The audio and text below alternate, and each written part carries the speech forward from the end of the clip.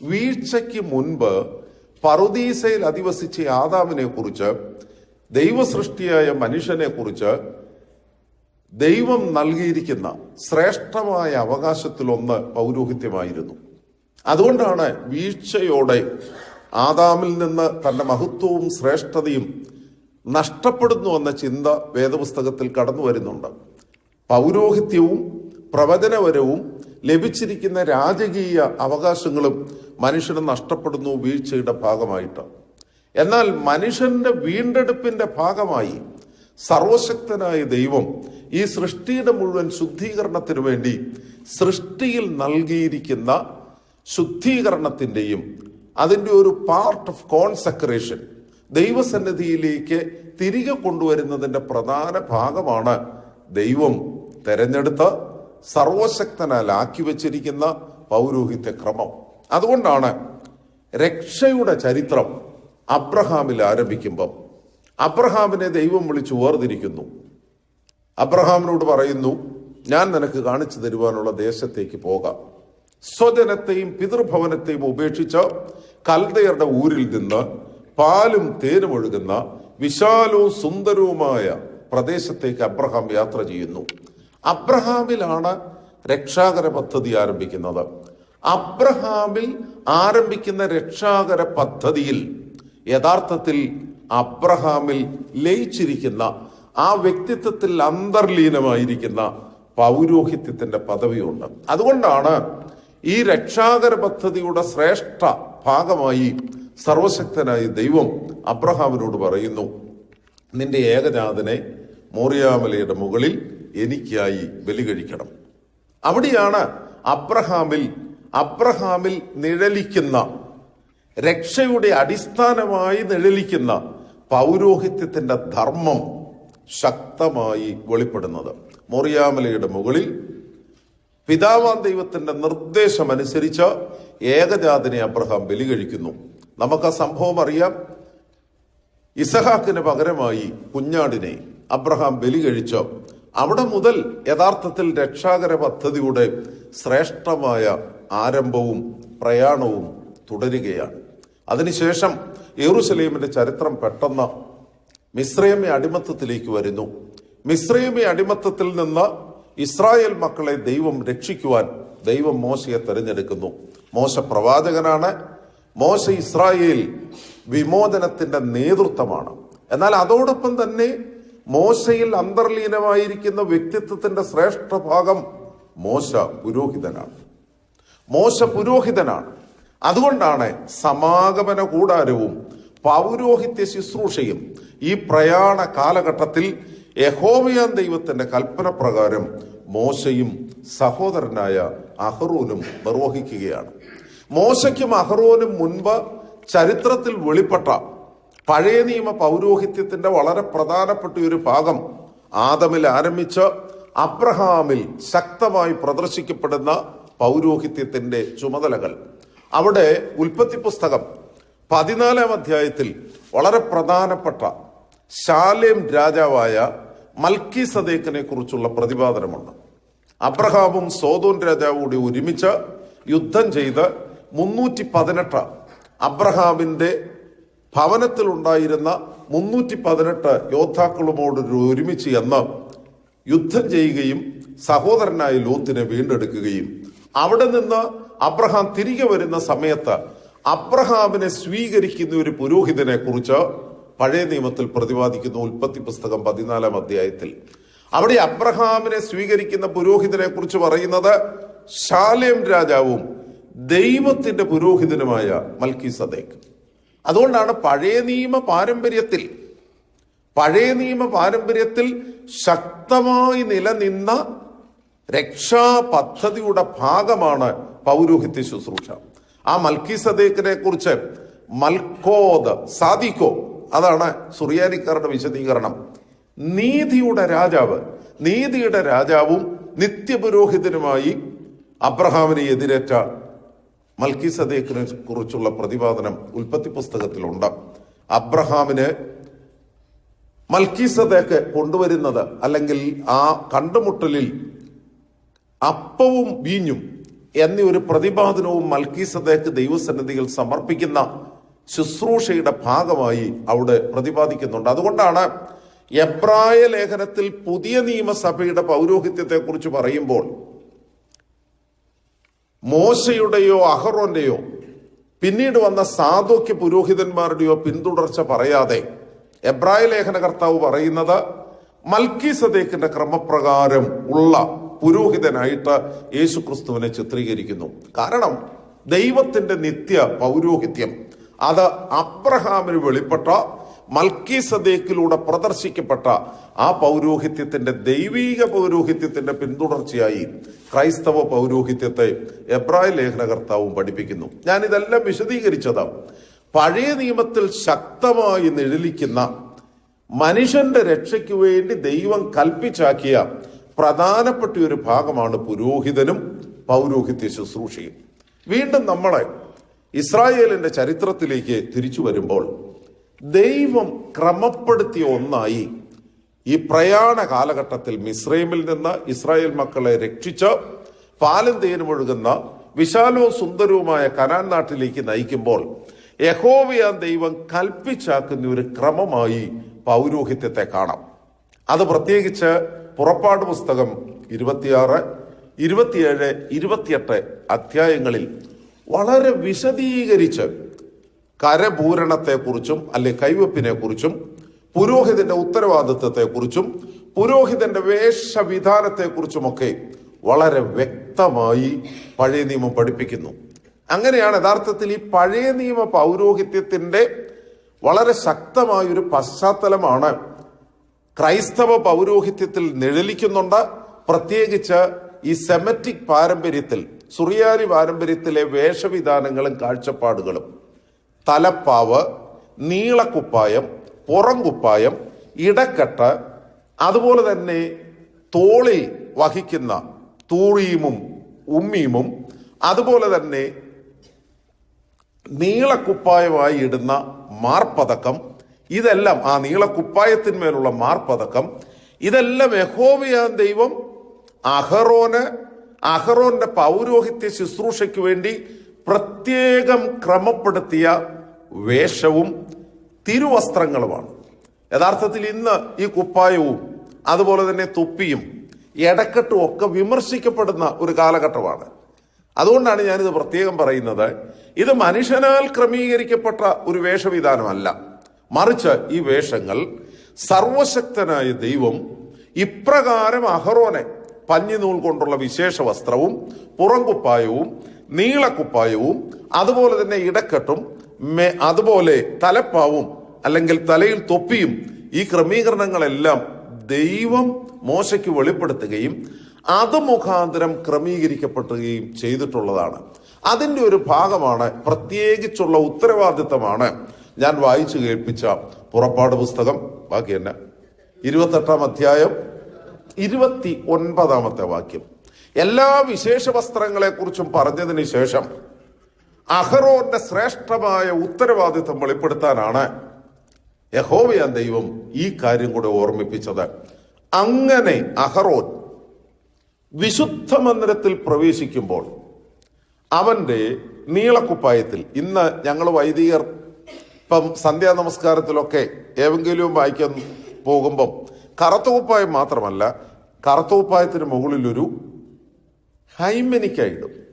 ആ ഹൈമനിക്ക യഥാർത്ഥത്തിൽ അത് അംശവസ്ത്രത്തിന്റെ ഒരു ഭാഗമാണ്, അംശവസ്ത്രത്തിന്റെ ശക്തമായ പ്രതീകവുമാണ്. കാപ്പയുടെയും അരക്കെട്ടിന്റെയും ഒക്കെ പ്രധാന പ്രതീകമായി ഹൈമനിക്ക ധരിക്കും. ഹൈമനിക്ക ധരിച്ചുകൊണ്ടാണ് ഏവൻഗെലിയോൻ വായിക്കുന്നത്. പ്രത്യേക ശുശ്രൂഷകളിലൊക്കെ പൂർണ്ണമായി കാപ്പ, അംശവസ്ത്രം, വിശേഷ വസ്ത്രം ധരിക്കുന്നില്ലെങ്കിൽ അതിന് പകരമായി ധരിക്കുന്നതാണ് ഹൈമനിക്ക. വിശുദ്ധ മദ്ബഹായിൽ പ്രവേശിക്കുമ്പോൾ പുരോഹിതൻ പ്രധാന ശുശ്രൂഷകളിൽ പങ്കെടുക്കുമ്പം കാനോനികമായി നൽകിയിട്ടുള്ള നിർദ്ദേശമാണ് ഈ ഹൈമനിക്ക ധരിക്കണമെന്നുള്ളത്. അതിനെയാണ് നീളക്കുപ്പായം എന്ന് പറയുന്നത്. ഈ ഹൈമനിക്കയുടെ നടുക്ക് അരക്കെട്ടിനോട് ചേർന്ന് യഹൂദ പാരമ്പര്യത്തിൽ ക്രമീകരിച്ചു വെച്ചിരിക്കുന്ന ഒരു ചെപ്പാണ് മാർപ്പതക്കം. പുറപ്പാട് പുസ്തകത്തിൽ യഹോവയാം ദൈവം വെളിപ്പെടുത്തുന്നു, അഹറോൻ വിശുദ്ധ മന്ദിരത്തിൽ പ്രവേശിക്കുമ്പോൾ അവന്റെ മാർപതക്കത്തിൽ ഇസ്രായേൽ ഗോത്രങ്ങളുടെ പേരുകൾ യഹോവയുടെ മുൻപാകെ ഓർമ്മയ്ക്ക് വേണ്ടി അവന്റെ ഹൃദയത്തിൽ പതിക്കണം. എന്ന് വെച്ചാൽ ഈ മാർപതക്കം തുറക്കുമ്പോൾ അതിൽ 2 കല്ലുകളാണ്. ആ 2 കല്ലുകളിൽ ഇസ്രായേൽ ഗോത്രങ്ങളുടെ 12 പേരുകൾ 6 വീതം 2 കല്ലുകളിലും കൊത്തിവെക്കണം. എന്നിട്ട് അത് അടച്ച് അത് ഹൃദയത്തിൽ വഹിച്ചുകൊണ്ടാണ് അഹറോൻ വിശുദ്ധ മന്ദിരത്തിൽ പ്രവേശിക്കുന്നത്. ഇതാണ് പൗരോഹിത്യത്തിന്റെ വളരെ ശ്രേഷ്ഠമായ ചുമതല. പുരോഹിതന്റെ ആവശ്യകതയും ഇതാണ്. എല്ലാ സമയത്തും ഇസ്രായേൽ മക്കളെ മുഴുവൻ, ദൈവത്തിന്റെ ജനത്തെ മുഴുവൻ ഹൃദയത്തിൽ വഹിച്ചുകൊണ്ട് അവർക്കു വേണ്ടി ദൈവസന്നിധിയിൽ പുരോഹിതനായ അഹ്റോൻ നിലകൊള്ളുന്നു. ആർക്കായി കാഴ്ചകൾ ഇവിടെ അണയ്ക്കുന്നു, ഭാഗ്യമവനേറ്റം മേൽ സ്വർഗത്തിൽ അവൻ ഓർമ്മയതുണ്ടാകും.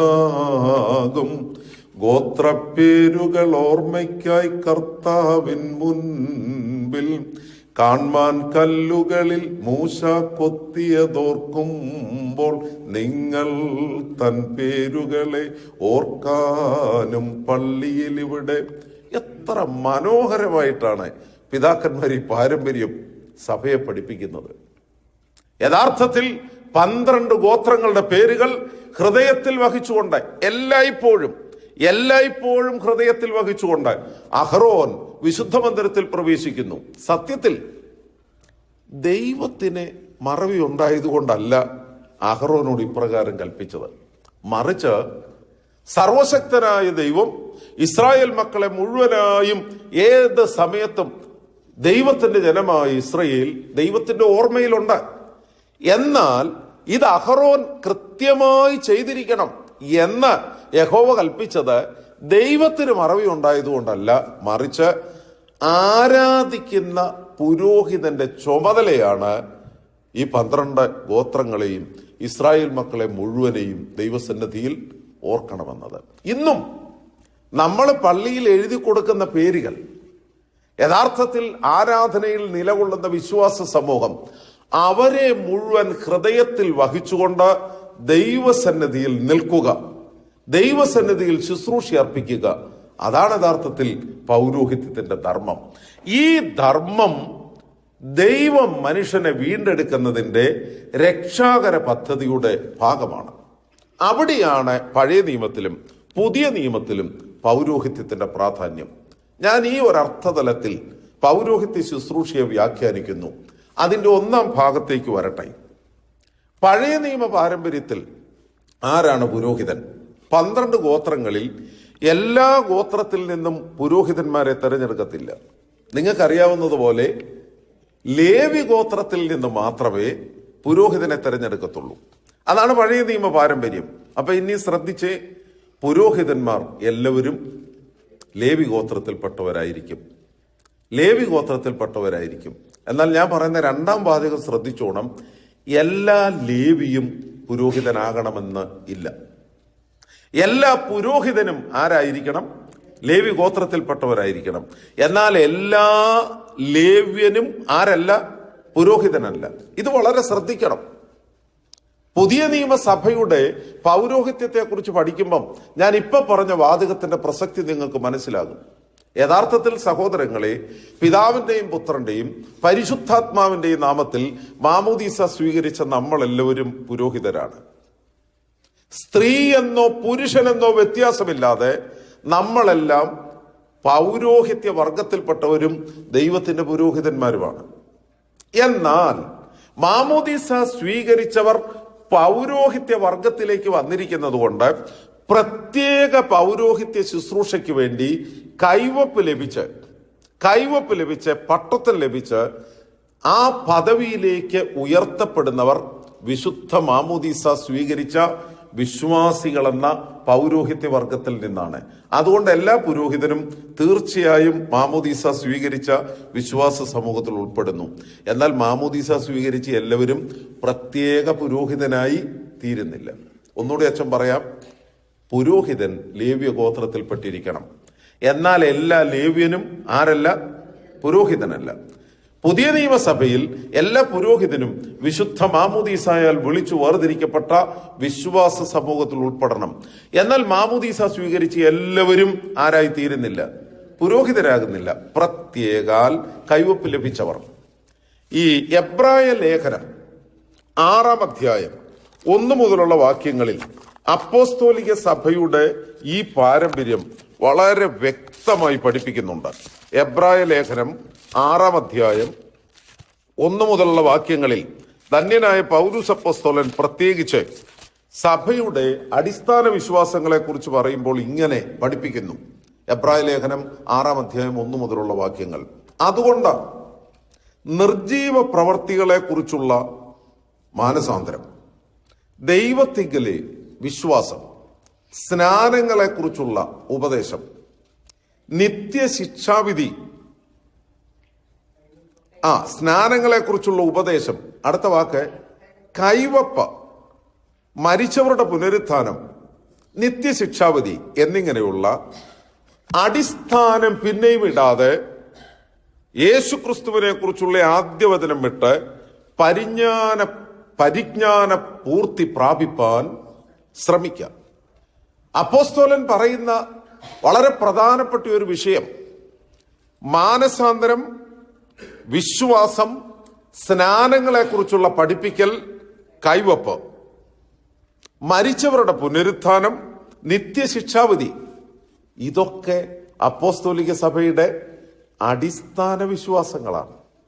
ഞാൻ ഈ പറഞ്ഞതിന്റെ അർത്ഥതലം പൗലോസ്ലീഹ പറയുന്നത് അപ്പോസ്തോലിക സഭയോട് പറയുക, ഇപ്പോഴും നിങ്ങൾ ഈ അടിസ്ഥാന വിശ്വാസം പഠിച്ചുകൊണ്ടിരിക്കാതെ ആ അടിസ്ഥാന വിശ്വാസങ്ങൾ അത് അടിസ്ഥാനപരമായി നിങ്ങൾക്ക് ലഭിച്ചതും നിലനിൽക്കുന്നതുമാണ്. പരിജ്ഞാന പൂർത്തിയിലേക്ക് വളരുവാൻ നിങ്ങൾ അധികം പഠിക്കുകയും പരിശ്രമിക്കുകയും ചെയ്യുവീൻ. ഈ 21-ാം നൂറ്റാണ്ടിലും ഇപ്പോഴും സ്നാനത്തെക്കുറിച്ചും വാങ്ങിപ്പോയവരുടെ അവസ്ഥയെക്കുറിച്ചും പൗരോഹിത്യത്തെക്കുറിച്ചും ഒക്കെ ഇപ്പോഴും പഠിപ്പിക്കേണ്ടതായി വരികയാണ്.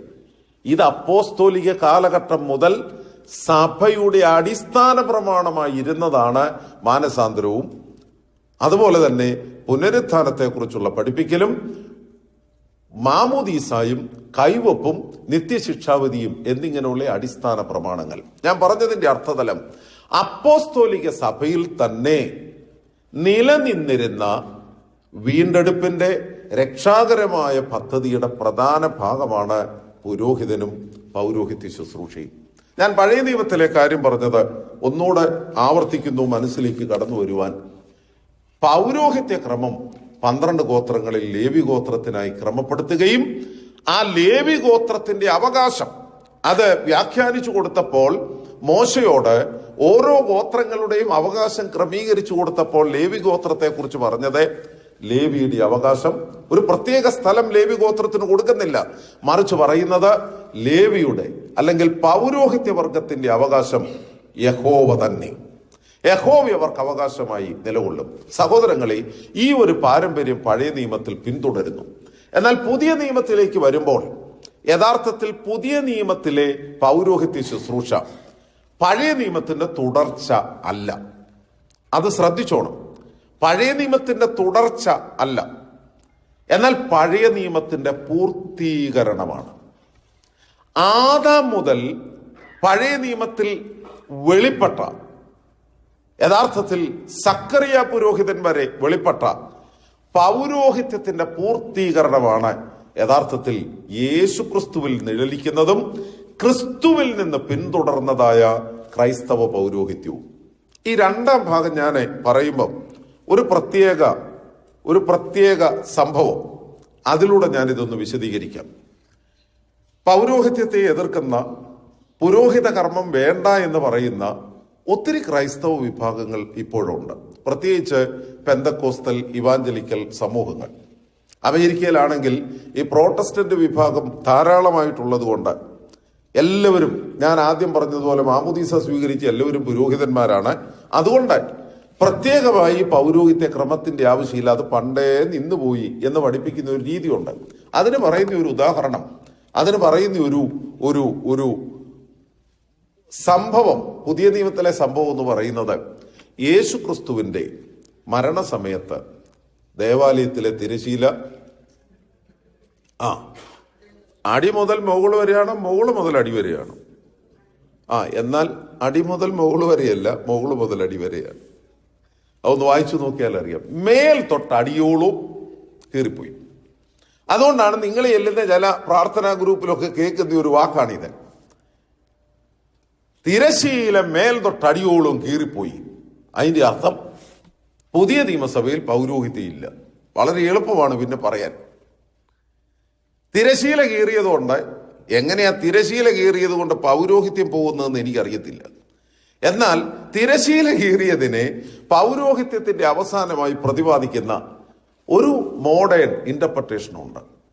അവിടെ ക്രിസ്തീയ പൗരോഹിത്യത്തെക്കുറിച്ചുള്ള വിശദീകരണം ഞാനൊന്ന് തുടങ്ങാം. നിങ്ങൾ ശ്രദ്ധിച്ചു കേട്ടോളാം. യഹൂദന്മാരുടെ ആരാധനാ ക്രമീകരണത്തിൽ അവരുടെ ദേവാലയം, ആ ദേവാലയത്തിന്റെ ഒരു സ്ട്രക്ചർ മനസ്സിൽ വരണം. നിങ്ങൾ ഇരിക്കുന്ന സ്ഥലത്തിന് പ്രാകാരമെന്ന് പറയാം. അത് കഴിഞ്ഞ് ഈ ഹൈക്കല, പ്രാകാരവും ഹൈക്കലായും തമ്മിൽ വേർതിരിക്കുന്നു ഒന്നാം തിരശീല. ഒന്നാം തിരശീല കഴിഞ്ഞ് വിശുദ്ധ സ്ഥലം എന്നാണ് ഹൈക്കലായിക്ക് പറയുന്നത്. അത് കഴിഞ്ഞ് അതിവിശുദ്ധ സ്ഥലമുണ്ട്. അതിവിശുദ്ധ സ്ഥലവും വിശുദ്ധ സ്ഥലവും തമ്മിൽ വേർതിരിക്കുന്നു രണ്ടാം തിരശീല. അപ്പൊ പ്രാകാരം, പിന്നെ ഒന്നാം തിരശീല വിശുദ്ധ സ്ഥലം, പിന്നെ രണ്ടാം തിരശീല അതിവിശുദ്ധ സ്ഥലം. ഈ അതിവിശുദ്ധ സ്ഥലത്തെ വിശുദ്ധ സ്ഥലത്താണ് മേശയും കാഴ്ചയപ്പവും. അതിവിശുദ്ധ സ്ഥലത്ത് 10 മുഴം പൊക്കമുള്ള 2 കെറൂബുകൾ മുഖാമുഖം നിൽക്കും. ആ കെറൂബുകളുടെ മധ്യയാണ് കൃപാസനം. ആ കൃപാസനത്തിൽ സർവശക്തനായ ദൈവത്തിന്റെ തേജസ് എല്ലാ സമയത്തും വ്യാപരിച്ചിരിക്കും. അതുകൊണ്ട് ദൈവ തേജസ് എല്ലാ സമയത്തും വ്യാപരിച്ചിരിക്കുന്ന യെരൂശലേം ദേവാലയത്തിലെ സ്ഥലമാണ് രണ്ടാം തിരശീലയ്ക്കകത്തുള്ള അതിവിശുദ്ധ സ്ഥലം. ഈ അതിവിശുദ്ധ സ്ഥലത്ത് പ്രവേശിക്കുവാൻ മഹാപുരോഹിതന് മാത്രമേ അവകാശമുള്ളൂ.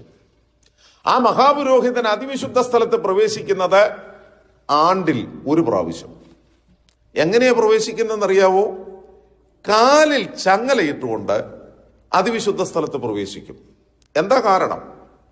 അതിവിശുദ്ധ സ്ഥലത്ത് വച്ച് ദൈവ കോപം മഹാപുരോഹിതനുണ്ടായി അദ്ദേഹം അതിവിശുദ്ധ സ്ഥലത്ത് വീണുപോയാൽ യെരൂശലേമിൽ ആരുമില്ല അതിവിശുദ്ധ സ്ഥലത്ത് പ്രവേശിക്കുവാൻ അധികാരമുള്ളയാളായിട്ട്. അതുകൊണ്ട് അതിവിശുദ്ധ സ്ഥലത്ത് വീണു പോകാൻ മഹാപുരോഹിതന് ഇടവന്നാൽ, അങ്ങനെ ഒരു നിർഭാഗ്യമുണ്ടായാൽ അദ്ദേഹത്തെ അതിവിശുദ്ധ സ്ഥലത്ത് നിന്ന് പുറത്തേക്ക് എടുക്കാൻ വേണ്ടിയിട്ടാണ് അദ്ദേഹം കാലിൽ ചങ്ങലയിട്ട് അതിവിശുദ്ധ സ്ഥലത്ത് പ്രവേശിക്കുന്നത്. യഥാർത്ഥത്തിൽ ഈ ഒരു പ്രവേശന നിഷേധം, അതിവിശുദ്ധ സ്ഥലത്തേക്കുള്ള പ്രവേശനത്തിന്റെ അവകാശം നിഷേധിച്ചത് യേശു ക്രിസ്തുവിനാൽ, ക്രിസ്തു എന്ന നിത്യ മഹാപുരോഹിതനാൽ മാറി എന്നതിന്റെ തെളിവാണ് കർത്താവിന്റെ മരണസമയത്ത് ആരെങ്കിലും പിടിച്ചു വലിച്ചു കീറുകയായിരുന്നെങ്കിൽ താഴെ നിന്ന് മുകളിലേക്ക് എന്ന് പറയായിരുന്നു. ഇതെങ്ങനെയാ? മേൽ തൊട്ട് അടിയോളം. അവിടെയാണ് സുറിയാനി സഭാ പാരമ്പര്യം പഠിപ്പിക്കുന്ന മനോഹരമായ വ്യാഖ്യാനം. സഭ പഠിപ്പിക്കുന്നത് പഴയ നിയമ പൗരോഹിത്യത്തിലെ നിഷേധങ്ങൾ മാറി എനിക്കും നിങ്ങൾക്കും വിശുദ്ധ മാമോദീസ സ്വീകരിച്ച ഏവർക്കും ദൈവത്തിന്റെ മഹത്വം അധിവസിക്കുന്ന സ്ഥലത്തേക്ക് പ്രവേശിക്കുവാനുള്ള അവകാശം യേശു ക്രിസ്തു എന്ന നിത്യപുരോഹിതനാൽ. സാധാരണ മഹാപുരോഹിതൻ യഹൂദ പാരമ്പര്യത്തിൽ ആണ്ടിലൊന്ന് ആട്ടുകൊറ്റന്മാരുടെയോ കാളക്കിടാങ്ങളുടെയോ രക്തം കൊണ്ട് സ്വന്തം ശുദ്ധീകരണത്തിനും ജനത്തിന്റെ ശുദ്ധീകരണത്തിനും വേണ്ടി പ്രവേശിക്കുന്നു. എബ്രായ ലേഖനം 8, 9, 10 അധ്യായങ്ങൾ എത്ര മനോഹരം! ആദ്യ നിയമത്തിനും ആരാധനയ്ക്കുള്ള ചട്ടങ്ങളും ഉണ്ടായിരുന്നു എന്ന് പറഞ്ഞു തുടങ്ങുന്ന മനോഹരമായ വിശദീകരണം. അവിടെ എബ്രായ ലേഖന കർത്താവ് വിശദീകരിക്കുന്നത് യേശു ക്രിസ്തു എന്ന മഹാപുരോഹിതൻ സ്വന്തം രക്തത്താൽ ഒരിക്കലായി ബലിയർപ്പിച്ചു. അത് ആട്ടുകൊറ്റന്മാരുടെയും കാളക്കിടാങ്ങളുടെയും രക്തം കൊണ്ടല്ല, സ്വന്തം രക്തത്താൽ അതിവിശുദ്ധ സ്ഥലത്തേക്കുള്ള പ്രവേശനം സാധ്യതമാക്കി. അതുകൊണ്ടാണ് ദേവാലയത്തിലെ തിരശീല, ബാക്കി പറ, ദേവാലയത്തിലെ തിരശീല മേൽ തൊട്ടടിയോളം കീറിപ്പോയി. സഹോദരങ്ങളെ, എനിക്കും നിങ്ങൾക്കും ക്രിസ്തയേശുവിൽ ലഭിച്ചിരിക്കുന്ന വലിയ അവകാശമാണ്. ഞാനും നിങ്ങളും പൗരോഹിത്യ വർഗത്തിൽപ്പെട്ടവരാണ്. അപ്പോസ്തോലിക സഭ മുതൽ തന്നെ പ്രത്യേക പൗരോഹിത്യ ക്രമം ക്രമീകരിച്ചുകൊണ്ട് അപ്പോസ്തോലന്മാരെ പുരോഹിതന്മാരായി കർത്താവ് നിയമിച്ചു. ഞാൻ മുമ്പേ ഓർമ്മിപ്പിച്ചതുപോലെ പഴയ നിയമകാലം മുതൽ തന്നെ ഈ പൗരോഹിത്യത്തെ എതിർക്കുന്ന ശക്തമായി പൗരോഹിത്യത്തിനെതിരായ പ്രതിഷേധം ഉയരുന്നുണ്ട്. ഞാൻ ആമുഖത്തിൽ പറഞ്ഞതുപോലെ പിശാചിനെ ഒരു പള്ളി ഉണ്ടാകണം എന്നാഗ്രഹമില്ല. ഇനി പള്ളി ഉണ്ടായാൽ തന്നെ പിശാച് ശ്രദ്ധിക്കുന്ന എന്താണെന്നോ, ഒരിക്കലും അവിടെ ധൂപപ്രാർത്ഥനയും ആരാധനയും നടക്കരുത്. അതുകൊണ്ട് പിശാച് ഏറ്റവും അധികം വീഴിക്കാൻ നോക്കുന്നത് പുരോഹിതനെയും പൗരോഹിത്യ ശുശ്രൂഷയുമാണ്. ഉൽപ്പത്തി പുസ്തകം 16-ാം അധ്യായത്തിൽ അഹറോനും മോശയും ദൈവസന്നിധിയിൽ സമാഗമന കൂടാരത്തിൽ ധൂപാർപ്പണം നടത്തുന്നു. ആ ധൂപാർപ്പണം നടത്തുന്ന സമയത്ത് ഇസ്രായേൽ ഗോത്രത്തിലെ തലവന്മാരൊക്കെ കൂടെ ആദ്യം തന്നെ മോശയുടെ നേതൃത്വത്തെ എതിർക്കുന്നില്ല, എന്നാൽ അദ്ദേഹത്തിന്റെ പൗരോഹിത്യത്തെയാണ് എതിർക്കുന്നത്. അവരൊരുമിച്ച് കൂടിയിട്ട് ചോദിക്കുന്നു, ദാനും അബീരാമും അതുപോലെ തന്നെ ഈ സാദോക്കിന്റെ മക്കളും ഇവരെല്ലാം കൂടി ഒരുമിച്ച് കൂടി 16-ാം അധ്യായത്തിലെ വിശദീകരണം എന്ന് പറയുന്നത്, അവരൊരുമിച്ച് കൂടിയിട്ട് മോശയുടെ പൗരോഹിത്യ ശുശ്രൂഷയെ ശക്തമായി വിമർശിക്കുകയും എതിർക്കുകയും ചെയ്യുകയാണ്. അവർ ചോദിക്കുന്നത് മോശയ്ക്കും അഹറോനും യഥാർത്ഥത്തിൽ സംഖ്യാപുസ്തകം 16-ാം അധ്യായം, ഞാനത് എൻ്റെ റെഫറൻസ് പറഞ്ഞതിൽ വ്യത്യാസമുണ്ടെന്ന് തോന്നുന്നു. സംഖ്യാപുസ്തകം ഒന്ന് വായിക്കാം, എന്നാലേ അത് മനസ്സിലാകത്തുള്ളൂ. 16-ാം അധ്യായം. എന്നാൽ ലേവിയുടെ മകനായ കെഹാത്തിന്റെ മകനായ ഇസ്ഫാരിന്റെ മകൻ കോരഹ്, രൂബേൻ ഗോത്രത്തിലെ എലിയാബിന്റെ പുത്രന്മാരായ ദാദാൻ, അബീരാം, പെലേത്തിന്റെ മകനായ ഓൻ എന്നിവർ ഇസ്രായേൽ മക്കളിൽ സഭാപ്രധാനികളും സംഘ സദസ്യന്മാരും പ്രമാണികളുമായി 250 പുരുഷന്മാരെ കൂട്ടി മോശയോട് മത്സരിച്ചു. സംഖ്യാപുസ്തകം ഞാൻ ഉൽപ്പത്തി 16 എന്നാണ് പറഞ്ഞു, തെറ്റിപ്പോയി കേട്ടോ. സംഖ്യാപുസ്തകം 16-ാം അധ്യായം. കോരഹും ദാനും അബീരാമും ഇവരെല്ലാം കൂടി ഒരുമിച്ച് മോശയോട് മത്സരിക്കുകയാണ്. മത്സര വിഷയം എന്നാന്നോ, സമാഗമന കൂടാരത്തിൽ ധൂപാർപ്പണം നടത്താൻ, ധൂപകലശവുമായി ധൂപാർപ്പണം നടത്താൻ മോശയ്ക്കും അഹ്റോനും മാത്രമേ അവകാശമുള്ളൂ. ഞങ്ങൾക്കും അവകാശമുണ്ട്, ഞങ്ങളും ധൂപം വീശും. യഥാർത്ഥത്തിൽ പൗരോഹിത്യത്തിന്റെ ചുമതല അതെത്ര മനോഹരമാണെന്നോ, ഒരച്ഛനെ പട്ടം കിട്ടുമ്പം അല്ലെങ്കിൽ അച്ഛനായി അഭിഷേകം ചെയ്ത് കഴിഞ്ഞ് ആ ശുശ്രൂഷ അവസാനിച്ച് കാപ്പിയൊക്കെ ധരിപ്പിച്ച് തൊപ്പിയൊക്കെ വെച്ച് കഴിയുമ്പം അച്ഛന്റെ കൈ കൊടുക്കുന്നത് എന്നത് ധൂപകലശം. ചെമ്മാശനാണെങ്കിൽ മെഴുകുതിരിയാണ് കൊടുക്കുന്നത്. ധൂപകലശം കൊടുത്ത് ആ ധൂപം അല്ലെങ്കിൽ കുന്തിരിക്കം വാഴ്ത്തി ധൂപക്കുറ്റിയിലിട്ട് അച്ഛൻ ധൂപം വീശുകയാണ്. അത് ഞാൻ വിശദീകരിക്കാം. ഈ ധൂപാർപ്പണം നടത്താനുള്ള അവകാശത്തെയാണ് യഥാർത്ഥത്തിൽ ഈ 280 പേരെ ഇസ്രായേൽ പ്രമാണിമാർ കോരഹിന്റെയും ദാന്റെയും അബീരാമിന്റെയും ഓന്റെയും ഒക്കെ നേതൃത്വത്തിൽ ചോദ്യം ചെയ്യുന്നത്. മോശയെക്കുറിച്ച് സംഖ്യാപുസ്തകം 16-ാം അധ്യായത്തിലെ വിശദീകരണം, ഭൂമിയിലുള്ള സർവ്വ മനുഷ്യരിലും മോശ സൗമ്യനായിരുന്നു. അതുകൊണ്ട് അദ്ദേഹം സമാഗമന കൂടാരത്തിൽ കവിണ്ണു വീണ് കരഞ്ഞു പ്രാർത്ഥിച്ചു, സർവശക്തനായ ദൈവത്തോട് ഞാൻ എന്ത് മറുപടി പറയും, ഈ ജനത്തോടെന്ന് മറുപടി പറയുമെന്ന് ദൈവത്തോട് ചോദിച്ചു. യഹോവയാം ദൈവം അരുൾ ചെയ്തു. ശരി, ദൈവം ആദ്യം ചെയ്തത് ഈ മത്സരിച്ച് എല്ലാവരോടും അഹ്റോനോടും മോശയോടും പറഞ്ഞു, ഇതാർക്കുള്ള അധികാരമാണെന്ന് ഞാൻ നാളെ നിങ്ങളെ കാണിച്ചു തരാം. എല്ലാവരും സമാഗമന കൂടാരവാതുക്കൽ ധൂപാർപ്പണം നിർവഹിക്കത്തക്ക രീതിയിൽ കടന്നു വന്നോളാൻ പറഞ്ഞു. സഹോദരങ്ങളെ, കോരഹും ദാനും അബീരാമും മോശയോട് എതിർത്ത മത്സരികളായവരും അതേസമയം മോശയും അഹ്റോനും ധൂപകലശം എടുത്തുകൊണ്ട് ദൈവസന്നിധിയിൽ വന്നു. സംഖ്യാപുസ്തകം 16-ാം അധ്യായത്തിൽ വിശദീകരിക്കുന്നത് മോശയോട് എതിർത്ത മത്സരികൾ അവര് നിന്നിരുന്ന സ്ഥലം പിളർന്ന് ഭൂമി അവരെ വിഴുങ്ങിക്കളഞ്ഞു. യെരൂശലേമിന്റെ ചരിത്രത്തിൽ, ഇസ്രായേലിന്റെ പ്രയാണ കാലഘട്ടത്തിൽ മോശയുടെ പൗരോഹിത്യത്തെ എതിർത്ത സാഹചര്യത്തിൽ ദൈവം കൊടുത്ത ശിക്ഷ അതാണ്. യഥാർത്ഥത്തിൽ ഞാനിത് ഓർമ്മിപ്പിച്ചതിന്റെ അർത്ഥം, പൗരോഹിത്യം സർവശക്തൻ തന്ന കൃപയാണ്, ദൈവത്തിന്റെ അനുഗ്രഹമാണ്. അതിന്റെ അടിസ്ഥാന കാരണമെന്ന് പറയുന്നത്, യേശു ക്രിസ്തുവിനെ നിത്യ മഹാപുരോഹിതനായി പിതാവാം ദൈവം ലോകത്തിലേക്ക് അയച്ചു. എന്തിനു വേണ്ടി? ലോകത്തിന്റെ പാപം പരിഹരിക്കുന്നതിനു വേണ്ടി. എന്തിനു വേണ്ടിയാ? ലോകത്തിന്റെ പാപം പരിഹരിക്കുന്നതിനു വേണ്ടി. അതുകൊണ്ടാണ് യേശു ക്രിസ്തു തന്റെ ശുശ്രൂഷ, നമ്മളൊക്കെ ഇന്ന് കർത്താവിനെ കുറിച്ച് പലപ്പോഴും പഠിക്കുമ്പോൾ എല്ലാവരുടെയും മനസ്സിൽ യേശു ക്രിസ്തു ഒരു അത്ഭുത പ്രവർത്തകൻ, യേശു ക്രിസ്തു ഒരു പ്രസംഗകൻ, ഇതൊക്കെയാണ് മനസ്സിൽ വരുന്നത്. സഹോദരങ്ങളെ, കർത്താവ് ഒരു വണ്ടർ വർക്കർ ഒന്നുമല്ല. വണ്ടർ വർക്കറായിട്ടാണ് യേശു ക്രിസ്തുവിനെ ഇന്ന് പലരും ചിത്രീകരിക്കുന്നത്. കർത്താവ് ആരാണ്?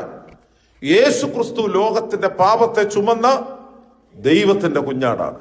കർത്താവ് പല സന്ദർഭങ്ങളിലും പക്ഷപാതക്കാരനോടും പാപിനിയായ സ്ത്രീയോടും ഒക്കെ കർത്താവ് പറയുന്നത് പാപങ്ങൾ മോചിച്ചിരിക്കുന്നു. യഹൂദന്മാർക്ക് ഒട്ടും സഹിക്കാൻ മേലാത്തത് ഈ പൗരോഹിത്യ ശുശ്രൂഷ കർത്താവ് നിർവഹിച്ചപ്പോഴാണ്. അവർ ചോദിക്കുന്നുണ്ട്, ഭൂമിയിൽ പാപങ്ങളെ മോചിപ്പാൻ ഇവനെന്ത് അധികാരം? ആ അധികാരമാണ് യോഹന്നാന്റെ സുവിശേഷം 17-ാം അധ്യായം 18-ാം വാക്യത്തിൽ. എത്ര അധ്യായം? 17-ാം അധ്യായം. അതും പഠിച്ച് ഓർത്തിരിക്കാൻ, മനസ്സിൽ ഓർത്തിരിക്കാൻ നല്ലത്. അധ്യായം 17, വാക്യം 17 അല്ല 18. പിതാവേ, നീ എന്നെ അയച്ചതുപോലെ ഞാൻ ഇവരെയും അയക്കുന്നു.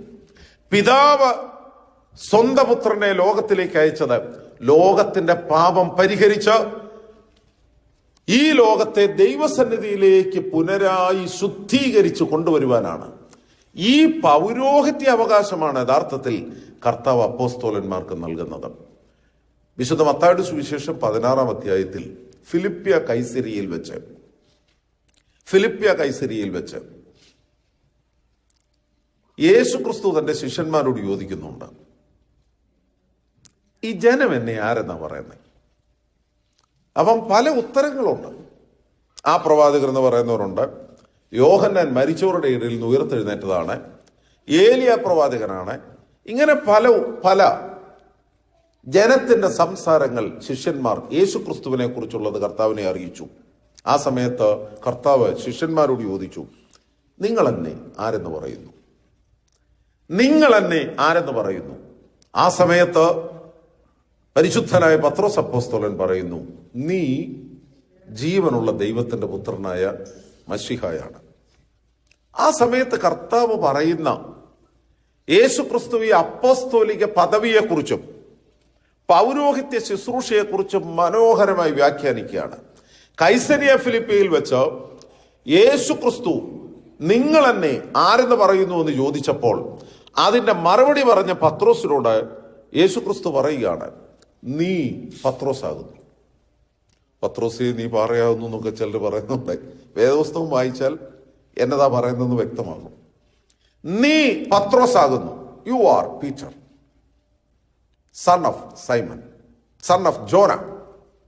Simon, you are Peter, son of Jona. ബർയോന ശീമോനി, യോനായുടെ മകനായ ശീമോനി, നീ ഭാഗ്യവാൻ. ജഡരക്തങ്ങളല്ല, സ്വർഗസ്ഥനായ എന്റെ പിതാവത്രേ നിനക്കിത് വെളിപ്പെടുത്തി തന്നത്. ഏത് വെളിപ്പെടുത്തി കൊടുത്തത്? യേശു ക്രിസ്തു ജീവനുള്ള ദൈവത്തിന്റെ പുത്രനായ മശിഹ ആണെന്നുള്ളത്. എന്നിട്ട് പറഞ്ഞു, ഈ പാറമേൽ ഞാൻ എന്റെ സഭയെ പണിയും. ഏത് പാറയില?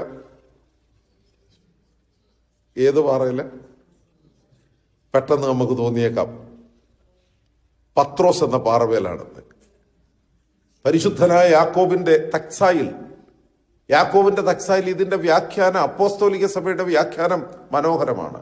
പത്രോസ് ഏറ്റുപറഞ്ഞ ഒരു വിശ്വാസമുണ്ടായി. എന്താ പത്രോസ് ഏറ്റുപറഞ്ഞ വിശ്വാസം? യേശു ക്രിസ്തു ജീവനുള്ള ദൈവത്തിന്റെ പുത്രനായ മശിഹയാണ്. അതാണ് അപ്പോസ്തോലിക സഭയുടെ വിശ്വാസം. ആ വിശ്വാസത്തിന്മേലാണ് എന്നത് പണിതിരിക്കുന്നത്, സഭ പണിതിരിക്കുന്നത്. അതുകൊണ്ടാണ് യാക്കോബിന്റെ തക്സായിൽ, വിശുദ്ധ കുർബാന തക്സായിൽ പറയുന്നത്, വിശ്വാസമാകുന്ന പാറമേൽ പണിയപ്പെട്ടതും. എന്നെ തല പണിയപ്പെട്ടിരിക്കുന്നത് വിശ്വാസമാകുന്ന പാറമേൽ. എഫേസ്യ ലേഖനത്തിൽ പരിശുദ്ധ സഭയെക്കുറിച്ച് ധന്യനായ പൗലോസ് അപ്പോസ്തലൻ പറയുമ്പോൾ, പൗലോസ് അപ്പോസ്തലൻ പറയുന്നത് യേശു ക്രിസ്തു എന്ന മൂലക്കല്ലിന്മേൽ, അപ്പോസ്തലന്മാർ എന്ന അടിസ്ഥാനത്തിന്മേൽ പണിതുകൊണ്ടിരിക്കുന്ന പണിതീരാത്ത കെട്ടിടമാണ് സഭ. എന്റെ നേരെ നോക്കിക്കേ, എന്റെ അഭിപ്രായം പറഞ്ഞേ, യേശു ക്രിസ്തു എന്ന മൂലക്കല്ലിന്മേൽ, അപ്പോസ്തലന്മാരെന്ന അടിസ്ഥാന ശിലമേൽ പണിതുകൊണ്ടിരിക്കുന്ന, ബാക്കി പറഞ്ഞ്, പണിതുകൊണ്ടിരിക്കുന്ന പണിതീരാത്ത കെട്ടിടം.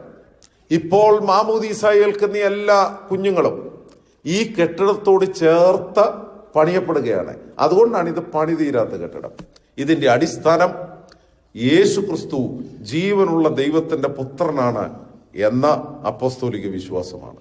അതുകൊണ്ടാണ് പരിശുദ്ധ സഭയുടെ അടിസ്ഥാനം, അതിന്റെ മൂലക്കല്ല് യേശു ക്രിസ്തുവാണ്. ക്രിസ്തുവാകുന്ന പാറമേൽ പണിയപ്പെട്ടിരിക്കുന്നു. പത്രോസ്ലീഹായോട് പിന്നെ പറഞ്ഞു, നീ ഭൂമിയിൽ കെട്ടുന്നതൊക്കെയും സ്വർഗത്തിലും കെട്ടപ്പെട്ടിരിക്കും, നീ ഭൂമിയിൽ അഴിക്കുന്നതൊക്കെയും. സ്വർഗരാജ്യത്തിന്റെ താക്കോൽ ഞാൻ നിനക്ക് തരുന്നു. എന്നാ പറഞ്ഞേ? സ്വർഗരാജ്യത്തിന്റെ താക്കോൽ ഞാൻ നിനക്ക് തരുന്നു. നീ ഭൂമിയിൽ കെട്ടുന്നതൊക്കെയും സ്വർഗത്തിലും കെട്ടപ്പെട്ടിരിക്കും, നീ ഭൂമിയിൽ അഴിക്കുന്നതൊക്കെയും സ്വർഗത്തിലും അഴിഞ്ഞിരിക്കും. ഞാൻ ഇനി പറയുന്ന ഒന്ന് ശ്രദ്ധിച്ചോണേ. യേശു ക്രിസ്തു എന്ന മൂലക്കല്ലിന്മേൽ, അപ്പോസ്തലന്മാരുടെ അടിസ്ഥാന ശിലമേൽ പണിതുകൊണ്ടിരിക്കുന്ന പണിതീരാത്ത കെട്ടിടത്തിൽ സ്വർഗരാജ്യത്തിന്റെ താക്കോൽ വഹിക്കുന്നവരാണ് പുരോഹിതന്മാർ. മനസ്സിലായില്ല? മനസ്സിലായോ? ഇല്ല. ഒന്നുകൂടെ കേട്ടു. യേശു ക്രിസ്തു എന്ന മൂലക്കല്ലിന്മേൽ, അപ്പോസ്തലന്മാരെന്ന അടിസ്ഥാനത്തിന്മേൽ പണിതുകൊണ്ടിരിക്കുന്ന പണിതീരാത്ത കെട്ടിടമാകുന്ന സഭയിൽ സ്വർഗരാജ്യത്തിന്റെ താക്കോൽ വഹിക്കുന്നവരാണ് ആര്? പുരോഹിതന്മാർ. കാര്യം, യേശു ക്രിസ്തു പത്രോസിനോട് പറഞ്ഞു, നീ ഭൂമിയിൽ കെട്ടുന്നതൊക്കെയും സ്വർഗത്തിലും കെട്ടപ്പെട്ടിരിക്കും, നീ ഭൂമിയിൽ അഴിക്കുന്നതൊക്കെയും സ്വർഗത്തിലും അഴിഞ്ഞിരിക്കും. അതുകൊണ്ടാണ് സ്വർഗരാജ്യത്തിന്റെ താക്കോൽ ഞാൻ നിനക്ക് തരുന്നു. ഇപ്പൊ നിങ്ങളെല്ലാവരും വിചാരിക്കും, ഇത് 12 അപ്പോസ്തലന്മാരിൽ പത്രോസ്ലീഹായ്ക്ക് മാത്രമേ കർത്താവ് കൊടുത്തുള്ളൂ എന്ന്.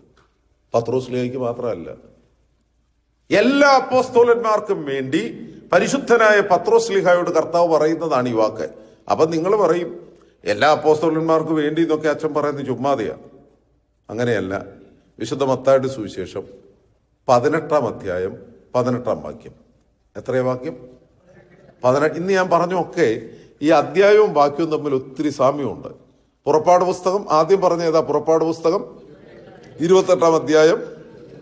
അതാ പഴയ നിയമത്തിലെ ഒരു കാതലായ വാക്യം. അങ്ങനെ അഹറോൻ വിശുദ്ധ മന്ദിരത്തിൽ പ്രവേശിക്കുമ്പോൾ അവന്റെ നീളക്കുപ്പായത്തിലെ മാർപ്പതക്കത്തിന്മേൽ ഇസ്രായേൽ മക്കളുടെ പേരുകൾ യഹോവയുടെ സന്നിധിയിൽ ഓർക്കേണ്ടതിനെ അഹറോൻ അത് ഹൃദയത്തിൽ വഹിക്കണം. പിന്നെ പുതിയ നിയമസഭയുടെ പൗരോഹിത്യത്തെ കുറിച്ച് പറഞ്ഞപ്പോൾ പറഞ്ഞു, യോഹന്നാന്റെ സുവിശേഷം 17-ാം അധ്യായം 18-ാമത്തെ വാക്യം, പിതാവ് എന്നെ അയച്ചതുപോലെ, ബാക്കി പറ, ഞാൻ നിങ്ങളെ അയക്കുന്നു. ശിഷ്യന്മാരോട് പറയുന്നു, പിതാവ് പുരോഹിതനായി സ്വന്തം പുത്രനെ ലോകത്തിലേക്ക് അയച്ചു. യേശു ക്രിസ്തു ശിഷ്യന്മാരെയും എങ്ങനെ അയച്ചു? പുരോഹിതന്മാരായി. എന്തിനു വേണ്ടി? ലോകത്തിന്റെ പാപം പരിഹരിക്കുന്നതിന് വേണ്ടി. ആ പാപമോചനത്തിന്റെ അധികാരമാണ് പൗരോഹിത്യത്തിന്റെ അധികാരം. അതുകൊണ്ട് സഭ ക്രിസ്തുവിന്റെ ഗാത്രമാണെങ്കിൽ അവിടെ പുരോഹിതനും പൗരോഹിത്യ ശുശ്രൂഷയും ഉണ്ടായിരിക്കണം. ഇനി ഇങ്ങോട്ട് നോക്കിക്കേ, പുരോഹിതനില്ലാത്തത് സഭയല്ല, പുരോഹിതനും പൗരോഹിത്യ കർമ്മവും ഇല്ലാത്തത് സഭയല്ല. അതുകൊണ്ടാണ് മത്തായിയുടെ സുവിശേഷം 18-ാം അധ്യായം 18-ാം വാക്യം, അധ്യായം ഏതാ? 18, വാക്യം ഏതാ? 18. അവിടെ കർത്താവ് പറഞ്ഞു, നിങ്ങൾ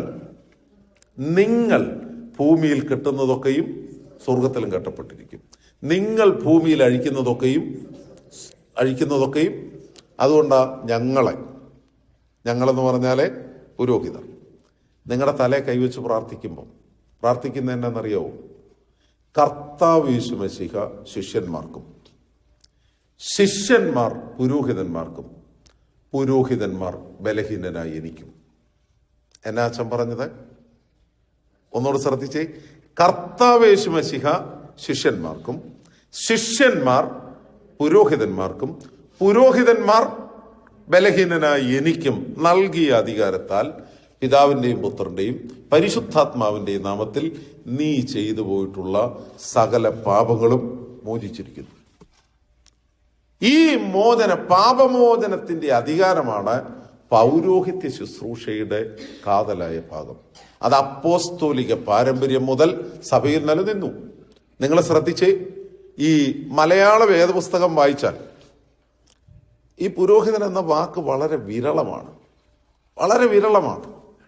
അതിന്റെ കാരണം മലയാള വേദപുസ്തകം, പ്രത്യേകിച്ച് ഈ പ്രോട്ടസ്റ്റന്റുകാരെ മലങ്കര സഭയിൽ വന്ന് അവരുടെ പരിശ്രമ ഫലമായാണ് മലയാളത്തിലേക്ക് വേദപുസ്തകം വിവർത്തനം ചെയ്തത്. അതിൽ ബോധപൂർവം പുതിയ നിയമസഭയിലെ 3 ഗണങ്ങളെ കുറിച്ച് പുതിയ നിയമത്തിൽ പറയുന്നുണ്ട്. ശംശോനോ, ഡീക്കൻസ്, ശമ്മാശന്മാർ. പിന്നെയുള്ളത് പ്രസ്ബിറ്ററോസ് എന്ന് പറഞ്ഞാൽ എന്നാ? പുരോഹിതന്മാർ, കശീശന്മാർ, എൽഡേഴ്സ്. മൂന്നാമത്തേത് എപ്പിസ്കോപ്പോസ്, മഹാപുരോഹിതന്മാർ. ഈ 3 ക്രമത്തെക്കുറിച്ചും വ്യക്തമായി പുതിയ നിയമത്തിലുണ്ട്. എന്നാൽ പല സന്ദർഭങ്ങളിലും ഈ പ്രസ്ബിറ്ററോസ് എന്ന ഗ്രീക്ക് പദം അതിനെ എൽഡർ എന്ന് ഇംഗ്ലീഷിൽ വ്യാഖ്യാനിച്ചു. എൽഡറിനെ മലയാളത്തിൽ കൊണ്ടുവന്നപ്പം എന്നാ ആക്കിയെന്നറിയാവോ? മൂപ്പൻ. എൽഡർ സൺ, മൂപ്പൻ എന്നാക്കി. അപ്പം മലയാളത്തിൽ വേദപുസ്തകത്തിൽ അച്ഛനില്ല, മറിച്ച് ആരേ ഉള്ളൂ? മൂപ്പനേ ഉള്ളൂ. നാട്ടിലെ പള്ളിയിൽ ഓർത്ത് നോക്കിക്കേ. നാട്ടിലെ പള്ളിയിൽ അച്ഛനുണ്ട്, പ്രധാന ശുശ്രൂഷക്കാരനുണ്ട്, പിന്നെ കാപ്പിയൊക്കെ വാങ്ങിക്കാൻ ഒരു മൂപ്പനുമുണ്ട്. അച്ഛനാരായി? മൂപ്പൻ. യഥാർത്ഥത്തിൽ പുതിയ നിയമത്തിൽ പൗലുസ്ലിഹായുടെ 14 ലേഖനങ്ങളിലും പഴയ നിയമത്തിൽ ഏറ്റവും അധികം ഉപയോഗിക്കുന്ന വാക്ക് കൊഹനോ എന്ന വാക്കാണ്. അതെ, പിന്നീടൊരു അവസരത്തിൽ ഞാൻ വിശദീകരിക്കാം. നിങ്ങൾ ഇപ്പോൾ ഒന്ന് ശ്രദ്ധിക്കുക. ആ കൊഹനോ എന്ന പദം, അതിൽ എൽഡർ എന്ന പദത്തിന് സുറിയാനി, അതിനനുയോജ്യമായ പദമായിട്ട് കശീശോ എന്നാണ് എഴുതിയിരിക്കുന്നത്. പഴയ നിയമത്തിൽ മുഴുവൻ ലേവ്യ പുസ്തകത്തിലെ വാക്ക് കൊഹനോ എന്ന വാക്കാണ്. ശുശ്രൂഷ കൊഹനൂസോയാണ്. സ്ഥാനവും കഹനൂസ് അസ്ഥാനമാണ്. എന്നാൽ എബ്രായ ലേഖനത്തിൽ ഈ കൊഹനോ എന്ന പദം ശക്തമായി ആവർത്തിക്കുന്നുണ്ട്. പ്രോട്ടസ്റ്റന്റുകാരെ ശ്രദ്ധിക്കാതെ പോയൊരു വാക്യമാണ് റോമാലേഖനം 15-ാം അധ്യായം. ഇന്ന് പറഞ്ഞത് എല്ലാ അധ്യായവും പിന്നെ എന്നാ വാക്യവും ഒരുപോലെയാണ്. കാര്യം ഈ പൗരോഹിത്യ ശുശ്രൂഷയെ കുറിച്ചുള്ള പ്രധാനപ്പെട്ട വാക്യങ്ങളിലെല്ലാം അധ്യായവും വാക്യവും ഒന്നാണ്. അങ്ങനെയാണെങ്കിൽ 15-ാം അധ്യായം വാക്യം എത്രയായിരിക്കും? 15-ാം വാക്യം. അവിടെ അതാരെങ്കിലും ഒന്ന് എടുത്ത് വായിച്ചാൽ മനസ്സിലാകും. 15-ാം അധ്യായം 15-ാം വാക്യം. എങ്കിലും ഞങ്ങൾ ജാതികളെന്ന വഴിപാട് പരിശുദ്ധാത്മാവിനാൽ ശുദ്ധീകരിക്കുന്നതിന് വേണ്ടി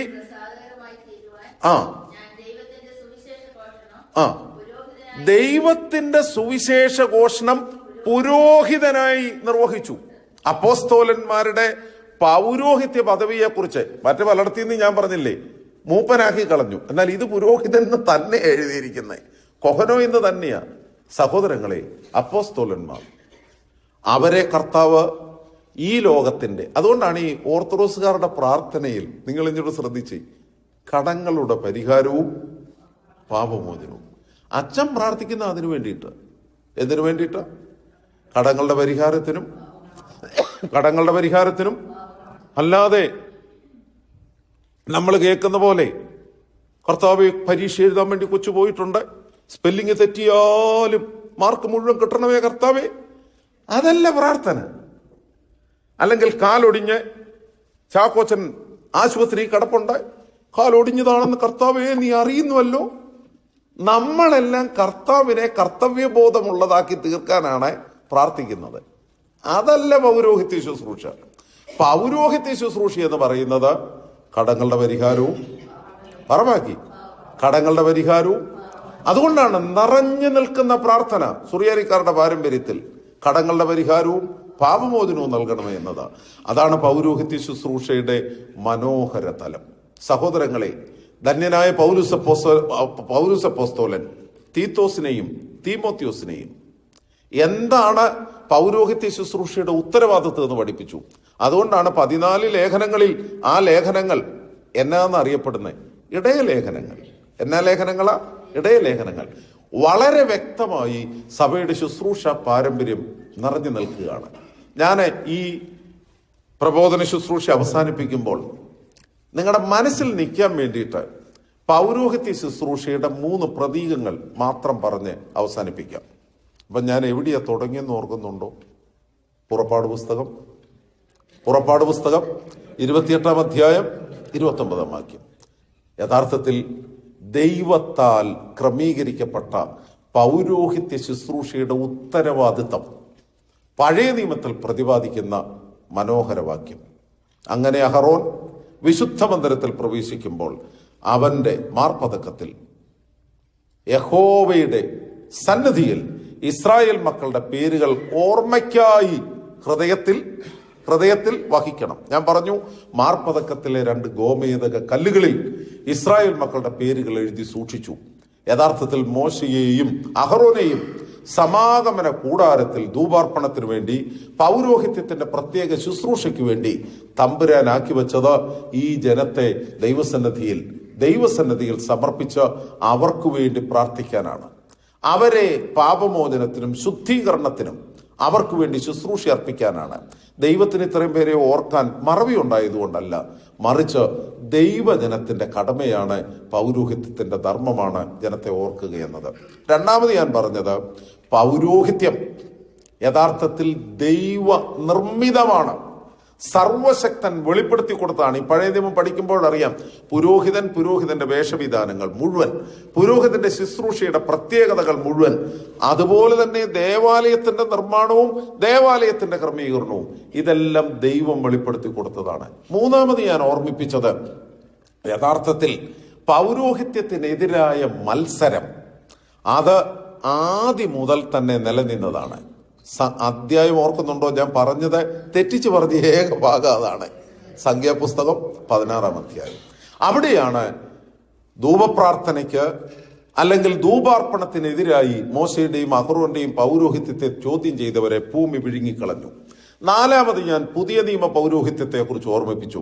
പുതിയ നിയമ പൗരോഹിത്യം പഴയ നിയമത്തിന്റെ പിന്തുടർച്ചയല്ല, മറിച്ച് പഴയ നിയമ പൗരോഹിത്യത്തിന്റെ പൂർത്തീകരണമാണ്. പഴയ നിയമ പൗരോഹിത്യത്തിന്റെ അവിടെ യേശുക്രിസ്തുവിന്റെ പൗരോഹിത്യത്തെ കുറിച്ച് എബ്രായ ലേഖനകർത്താവ് പഠിപ്പിക്കുന്നത് ഉൽപ്പത്തി പുസ്തകം 14-ാം അധ്യായത്തിൽ വിവരിക്കുന്ന മൽക്കീസദേക്കിന്റെ ക്രമം ഞാൻ ഓർമ്മിപ്പിച്ചു.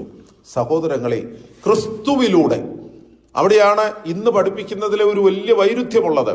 ദേവാലയത്തിന്റെ തിരശീല കീറിയത് പൗരോഹിത്യം നിന്നുപോയി എന്ന് പഠിപ്പിക്കുന്നവരുണ്ട്. എന്നാൽ തിരശീല കീറിയതിന്റെ അർത്ഥം യേശു ക്രിസ്തുവിലൂടെ പുതിയ പൗരോഹിത്യത്തിന്റെ സ്വർഗത്തിലേക്കുള്ള ദൈവത്തിന്റെ കൃപാസനത്തിലേക്കുള്ള പ്രവേശനം സാധ്യതമായി എന്ന കർത്താവിന്റെ മഹാപൗരോഹിത്യ ശുശ്രൂഷയുടെ പ്രഖ്യാപനമാണ്. അതിന്റെ വിശദീകരണത്തിൽ യേശു ക്രിസ്തുവിൽ വ്യക്തമായ പുതിയ നിയമസഭയുടെ പൗരോഹിത്യത്തെ കുറിച്ച് പഠിപ്പിക്കാൻ 5-ാമത് ഓർമ്മിപ്പിച്ച വാക്യമാണ് യോഹന്നാന്റെ സുവിശേഷം 17-ാം അധ്യായം എത്രാമത്തെ വാക്യം? 18-ാമത്തെ വാക്യം. പിതാവ് എന്നെ അയച്ചതുപോലെ ഞാനും നിങ്ങളെ അയക്കുന്നു. എന്താണ് പൗരോഹിത്യത്തിന്റെ അധികാരം? സ്വർഗരാജ്യത്തിന്റെ താക്കോൽ ഞാൻ നിനക്ക് തരുന്നു. നീ ഭൂമിയിൽ കെട്ടുന്നതൊക്കെയും സ്വർഗത്തിലും കെട്ടപ്പെട്ടിരിക്കും. നീ ഭൂമിയിൽ അഴിക്കുന്നതൊക്കെയും, കേവലം പത്രോസ്ലീഹയോട് മാത്രമല്ല 12 അപ്പോസ്തലന്മാരോടും ഇത് പറയുന്നു. 12 അപ്പോസ്തലന്മാർക്കും ഈ പൗരോഹിത്യത്തിന്റെ അവകാശം നൽകുന്നു. വാക്യം ഏതാണ്? വിശുദ്ധ മത്തായിയുടെ സുവിശേഷം 18-ാം അധ്യായം 18-ാമത്തെ വാക്യം. നിങ്ങൾ ഭൂമിയിൽ കെട്ടുന്നതൊക്കെയും സ്വർഗത്തിലും കെട്ടപ്പെട്ടിരിക്കും, നിങ്ങൾ ഭൂമിയിൽ അഴിക്കുന്നതൊക്കെയും സ്വർഗത്തിലും അഴിഞ്ഞിരിക്കും. സഹോദരങ്ങളെ, പൗരോഹിത്യ ശുശ്രൂഷയുടെ വർത്തമാന കാലഘട്ടത്തിലെ അർത്ഥം മനസ്സിലാക്കുവാൻ ഈ പ്രബോധന ശുശ്രൂഷയുടെ ഉപസംഹാരമായി 3 പ്രതീകങ്ങൾ പറയാം. അതിലൊന്ന്, ഉൽപ്പത്തി പുസ്തകം 8-ാം അധ്യായം 11-ാമത്തെ വാക്യത്തിൽ നോഹയുടെ പെട്ടകം യഥാർത്ഥത്തിൽ സഭയുടെ പ്രതീകമാണ്. നോഹയുടെ പെട്ടകത്തിൽ നിന്ന് നോഹ പുറത്തേക്ക് വിടുന്ന ഒരു പ്രാവുണ്ട്. ആ പ്രാവ് പെട്ടകത്തിന് ചുറ്റും വട്ടമിട്ട് പറന്നതിന് ശേഷം സന്ധ്യാസമയത്ത് തിരികെ വരുന്നു. തിരികെ വരുമ്പം നോഹ പ്രാവിന്റെ ചുണ്ടിൽ ഒരു ഒലിവില ഇരിക്കുന്നത് കണ്ടു. എന്നിട്ട് നോഹ പറഞ്ഞു, അതാ അതിന്റെ വായിൽ ഒരു തളിർത്ത ഒലിവില. അതാ അതിന്റെ വായിൽ ഒരു തളിർത്ത ഒലിവില. നമ്മുടെ പിതാക്കന്മാർ, പ്രത്യേകിച്ച് സെറൂഗുലന്മാർ, യാക്കോബൊക്കെ പൗരോഹിത്യ ശുശ്രൂഷയുടെ മനോഹാരിതയും അതിന്റെ പ്രാധാന്യവും സഭാ ജീവിതത്തിൽ വ്യക്തമാക്കാൻ ഈ ഒരു അർത്ഥതലം വിശദീകരിക്കുന്നുണ്ട്. അവർ പറയുന്നത് തെശുമെശുത്തോ ദി യൗനോ, പ്രാവിന്റെ ശുശ്രൂഷ. എന്താ പ്രാവിന്റെ ശുശ്രൂഷ? പ്രളയ കാലഘട്ടത്തിൽ സർവ ജന്തുക്കളും മനുഷ്യരും മരിച്ചുപോയി. പെട്ടകത്തിനകത്തുള്ളവർ മാത്രം സംരക്ഷിക്കപ്പെട്ടു. ആ സമയത്ത് ബീഭത്സമായ മരണത്തിന്റെ നടുവിൽ നോഹ പ്രാവിനെ വിട്ടത് ഒരു പ്രധാന ഉദ്ദേശത്തോടെയാണ്. എന്താണ് ഉദ്ദേശമെന്നറിയാവോ? മരണത്തിന്റെ നടുവിൽ ജീവന്റെ തുടിപ്പുണ്ടോ? അതാണ് പ്രാവിന്റെ അന്വേഷണം. എന്നാ ഈ പാച്ചൻ പറഞ്ഞേ? മരണത്തിന്റെ നടുവിൽ ജീവന്റെ തുടിപ്പുണ്ടോ? അതുകൊണ്ടാണ് പ്രാവ് തിരികെ വന്നപ്പോൾ നോഹയ്ക്ക് സന്തോഷം. അതാ അതിന്റെ വായിൽ ഒരു തളിർത്ത ഒലിവില. സഹോദരങ്ങളെ, യഥാർത്ഥത്തിൽ ഞാൻ ഉൾപ്പെടുന്ന പൗരോഹിത്യവർഗം ഈ ഒരു ചുമതലയാണ് നിർവഹിക്കേണ്ടത്. പലപ്പോഴും ഞങ്ങളത് മറന്നു പോകുന്നു എന്നതാണ് ഇന്നിന്റെ ദുര്യോഗം, ഇന്നത്തെ ഗതികേട്. ശ്രദ്ധിച്ചേ, മരണമാണ് ഈ ലോകത്ത് അടക്കി വാഴുന്നത്. നാശവും നശ്വരതയും, നാശത്തിന്റെയും നശ്വരതയും മരണത്തിന്റെയും നടുവിൽ അനശ്വരതയുടെ അഭിഷേക തൈലം വഹിക്കുന്നവരാണ് പുരോഹിതന്മാർ. മുമ്പേ ഞാൻ പറഞ്ഞു സഭാഗാത്രത്തിൽ ക്രിസ്തു എന്ന മൂലക്കല്ലിന്മേൽ പണിത് അപ്പോസ്തലന്മാർ എന്ന അടിസ്ഥാന ശിലമേൽ പണിതുകൊണ്ടിരിക്കുന്ന പണിതീരാത്ത കെട്ടിടമാകുന്ന സഭയിൽ സ്വർഗരാജ്യത്തിന്റെ താക്കോൽ വഹിക്കുന്നവരാണ് പുരോഹിതന്മാർ. 2, നശ്വരമായ ലോകത്തിൽ, മരണം വാഴുന്ന ലോകത്തിൽ ജീവനെ അന്വേഷിക്കുന്നവരും ജീവന്റെ പ്രതിനിധികളുമാണ് ആരെ? പുരോഹിതന്മാർ. അതുകൊണ്ടല്ലേ മാമോദീസ മുക്കിയത് അച്ഛൻ, വിവാഹം കഴിപ്പിച്ചത് പറവാക്കി അച്ഛൻ, കുമ്പസാരിപ്പിക്കുന്നത് അച്ഛൻ, മരിച്ചു കഴിഞ്ഞ് അടക്കുന്നതും അച്ഛൻ. അച്ഛന് വലിയൊരു പ്രതീക്ഷയുണ്ട്. മാമോദീസ മുക്കിയ അന്ന് മുതൽ വലിയ പ്രതീക്ഷ. എന്നാ പ്രതീക്ഷ എന്നറിയാവോ? മരണത്തെ തോൽപ്പിക്കും, മരണത്തെ അതിജീവിക്കും. അതുകൊണ്ടാണ് ഓശിലെയും സെബിയോനോക്ക് മോറാൻ, ഇതാ ദൈവം ആദാമിനോട് അരുളി ചെയ്തു, നീ മണ്ണാകുന്നു, മണ്ണിലേക്ക് തന്നെ തിരികെ ചേരും. അവിടെ കൊണ്ട് അവസാനിച്ചില്ല.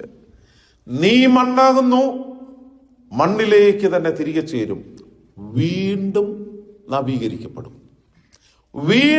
നവീകരിക്കപ്പെടും എന്ന് ദൈവം ആദാമിനോട് അരുളി ചെയ്ത തിരുവചനം കർത്താവേ ഇതാ നിന്റെ ദാസനിൽ പൂർത്തീകരിച്ചിരിക്കുന്നു എന്ന്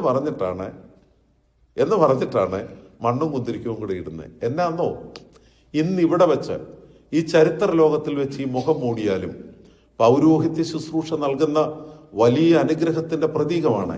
ഈ മുഖം ദൈവസന്നിധിയിൽ തെളിയപ്പെടും. നശ്വരതയ്ക്ക്, മരണത്തിന് ഈ മുഖത്തെ, ഈ ജീവനെ നശിപ്പിക്കാനൊക്കത്തില്ല. അത് ലഭിച്ചിരിക്കുന്നത് ആ ജീവന്റെ നിലനിൽപ്പിന്റെ അടിസ്ഥാനം നാം സ്വീകരിച്ചിരിക്കുന്ന പൗരോഹിത്യ ശുശ്രൂഷയിലൂടെ സ്വീകരിച്ചിരിക്കുന്ന കൗദാശിക അനുഗ്രഹങ്ങളാണ്. എന്നിലും നിങ്ങളിലും നിക്ഷിപ്തമായിരിക്കുന്ന ദൈവീക രഹസ്യങ്ങളാകുന്ന കൗദാശിക രഹസ്യങ്ങളാണ് നമ്മെ മരണത്തിൽ നിന്ന് ജീവനിലേക്ക് നയിക്കുന്നത്. അതുകൊണ്ട് പൗരോഹിത്യ ശുശ്രൂഷയുടെ മനോഹരമായ പ്രതീകമാണ് മരണത്തിന്റെ നടുവിൽ ജീവൻ അന്വേഷിക്കുന്ന പ്രാവ്. അതുകൊണ്ട് ഈ ശുശ്രൂഷ പ്രാവിന്റെ ശുശ്രൂഷ. മറ്റൊന്ന് ഞാൻ ചേർത്ത് പറയട്ടെ. യെശയ്യാ പ്രവചനം 6-ാം അധ്യായം, അവിടെ ഉസിയ രാജാവ് മരിച്ചു കണ്ടിൽ കർത്താവ് ഉയർന്നും പൊങ്ങിയുമുള്ള സിംഹാസനത്തിൽ ഇരിക്കുന്നത് യെശയ്യാവ് കണ്ടു. കർത്താവ് ഉയർന്നും പൊങ്ങിയുമുള്ള സിംഹാസനത്തിൽ ഇരിക്കുന്നത്. സാറാപ്പുകൾ അവന്റെ ചുറ്റും നിന്നു. അവയ്ക്ക് 6 ചിറകുണ്ടായിരുന്നു. 2 കൊണ്ട് കാൽമൂടി, 2 കൊണ്ട് പറന്നു. ഇനി എത്ര എണ്ണം കൂടിയുണ്ട്? ആകെ 6 ചിറക്. 6 ചിറക് സ്രോപ്പന്മാർക്ക്. 2 കൊണ്ട് പറന്നു, 2 കൊണ്ട് കാൽമൂടി. ഇനി എത്ര കൂടിയുണ്ട്? 2 കൂടിയുണ്ട്. 2 കൊണ്ട് മുഖം മൂടി. 2 കൊണ്ട് കാൽമൂടി, 2 കൊണ്ട് പറന്നു, 2 കൊണ്ട് മുഖം മൂടി. സ്രോപ്പെ മാലാഖയുടെ മുഖം കാണാവോ? ആണ്ട് മിണ്ടാതിരിക്കുന്നു. കാണാൻ മേല. പരസ്പരം പറന്നിയെന്ന് സിംഹാസനത്തിന് ചുറ്റുമുള്ള സ്രോപ്പന്മാർ പരസ്പരം പറക്കുകയാണ്. എന്ന് വെച്ചാൽ അഭിമുഖമായി പറക്കുന്നു. കൊറിയോഗ്രഫി എന്ന് നിങ്ങൾ കേട്ടിട്ടുണ്ട്. അത് ഡാൻസ് പഠിക്കുന്നവർക്കൊക്കെ അറിയാം. അതൊരു അമേസിങ് കൊറിയോഗ്രഫിയാണ്. പരസ്പരം പറന്നിയെന്ന് അവർ പാടുകയാണ്. സൈന്യങ്ങളുടെ യഹോവ പരിശുദ്ധൻ, പരിശുദ്ധൻ, പരിശുദ്ധൻ. സീനായി മലയുടെ മുകളിൽ നിന്ന് ദൈവതേജസ് വഹിച്ചുകൊണ്ട് മോശ ഇറങ്ങി വരുമ്പം ജനം പറയുന്ന ഒരു വാക്കുണ്ട്. പുറപ്പാട് പുസ്തകം ഈ വേളയെ അങ്ങനെ തന്നെയാണ്. 34 അധ്യായം 35 വാക്യം. അധ്യായത 34, വാക്യം 34 എന്ന് കൂട്ടിക്കൂ. മോശ ഇറങ്ങി വരുമ്പം ജനം പറയുകയാണ്, ഞങ്ങൾക്ക് നിന്റെ മുഖത്ത് നോക്കാൻ മേല. നിന്റെ മുഖം, നിന്റെ മുഖത്തിന്റെ ത്വക്ക് പ്രകാശിച്ചിരിക്കുന്നു. ഉടനെ മോശ ചെയ്തത് എന്താണെന്നറിയാവോ? മോശ മുഖത്തൊരു മൂടുപടമിട്ടു. മുഖത്തൊരു മൂടുപടം. ഇങ്ങോട്ട് നോക്കിക്കേ. ദൈവത്തോട് സംസാരിക്കുമ്പം മൂടുപടം മാറ്റും. ജനത്തോട് സംസാരിക്കുമ്പം മൂടുപടം ഇടും. ഇതാണ് അച്ഛൻ പാലിക്കേണ്ട മര്യാദ. അച്ഛൻ്റെ മുഖം സത്യത്തിൽ ആരും കാണണ്ട. ഏതെങ്കിലും അച്ഛൻ മുഖം കാണണമെന്ന് ആഗ്രഹിക്കുമ്പോഴാണ് പീഡനത്തിനൊക്കെ അറസ്റ്റ് ചെയ്യപ്പെടുന്നത്. അതാണ് ശുശ്രൂഷ നശിച്ചു പോകുന്നത്. അച്ഛൻ്റെ മുഖം ബാക്കി പറ ആരും കാണണ്ട. നിങ്ങൾക്കറിയാവോ ഈ പത്രസീൻ മഹാപുരോഹിതന്മാർ കാസായും പീലാസായും വിശുദ്ധ രഹസ്യങ്ങൾ തുറന്നിരിക്കുമ്പോൾ ഈ തലയിൽ പത്രസീൻ മൂടുപടമിടും. സത്യത്തിൽ ഈ മെത്രാച്ചൻ ഇടുന്ന മൂടുപടം അത് മോശ മുഖത്ത് മൂടുപടമിട്ടതിൻ്റെ മനോഹരമായ ഒരു പാരമ്പര്യമാണ്. പല അർത്ഥങ്ങളുണ്ട്. അതിൽ കാതലായ അർത്ഥം. ജനത്തോട് സംസാരിക്കുമ്പം മുഖത്ത് ഹറവാക്കി, ദൈവത്തോട് സംസാരിക്കുമ്പം മൂടുപടം മാറ്റും. ഇനി നോക്കിക്കേ, സാറാപ്പുകളുടെ ശുശ്രൂഷ. 2 കൊണ്ട് കാൽ മൂടി, 2 കൊണ്ട് പറന്നു, 2 കൊണ്ട് മുഖം മൂടി. വിശുദ്ധ കുർബാന പടിഞ്ഞാറേക്ക് എഴുന്നള്ളിക്കുമ്പോൾ മനോഹരമായ റൂബ്രിക്സ് ഉണ്ട് പഴയ പാരമ്പര്യത്തിൽ. വിശുദ്ധ രഹസ്യങ്ങൾ അഭിമുഖമായി പിടിക്കണം. വിശുദ്ധ രഹസ്യങ്ങൾ അഭിമുഖമായി പിടിക്കണം എന്ന് പറഞ്ഞാൽ അതിന്റെ അർത്ഥം, കിഴക്കോട്ട് നോക്കി നിൽക്കുന്ന മനുഷ്യർ അച്ഛൻ പടിഞ്ഞാറേക്ക് വിശുദ്ധ കുർബാനയുമായി വരുമ്പം അച്ഛന്റെ മുഖം കാണുമോ? അച്ഛൻ വിശുദ്ധ രഹസ്യങ്ങൾ അഭിമുഖമായി പിടിക്കുന്നു. ജനം കാണുന്നത് വിശുദ്ധ രഹസ്യങ്ങൾ. അതാണ് പൗരോഹിത്യത്തിന്റെ സന്മാർഗികത. പൗരോഹിത്യത്തിന്റെ, പ്രത്യേകിച്ച് ഇന്ന് അച്ഛൻ ഇത് പറഞ്ഞില്ലല്ലോ എന്ന് നിങ്ങൾക്ക് തോന്നരുത് സഹോദരങ്ങളെ. ഈ സന്മാർഗികത ഞങ്ങൾ മറന്നാൽ അവിടെയാണ് അപജയം, പൗരോഹിത്യത്തിന്റെ അപജയം. ഉടനെ യെശയ്യാപ്രവചനം 6-ാം അധ്യായത്തിൽ പ്രവാചകനായ യെശയ്യാവ് സ്രോപ്പന്മാരുടെ ഈ സ്തുതിപ്പും അവരുടെ ശ്രേഷ്ഠതയും ദർശനവും കണ്ടപ്പോൾ യെശയ്യാവ് വിളിച്ചു പറയുന്ന ഒരു വാക്കുണ്ട്, അയ്യോ ഞാൻ അശുദ്ധനായ മനുഷ്യൻ, ശുദ്ധിയില്ലാത്ത അതരങ്ങളുള്ള മനുഷ്യൻ, ശുദ്ധിയില്ലാത്ത ജനത്തിന്റെ നടുവിൽ വസിക്കുന്നു.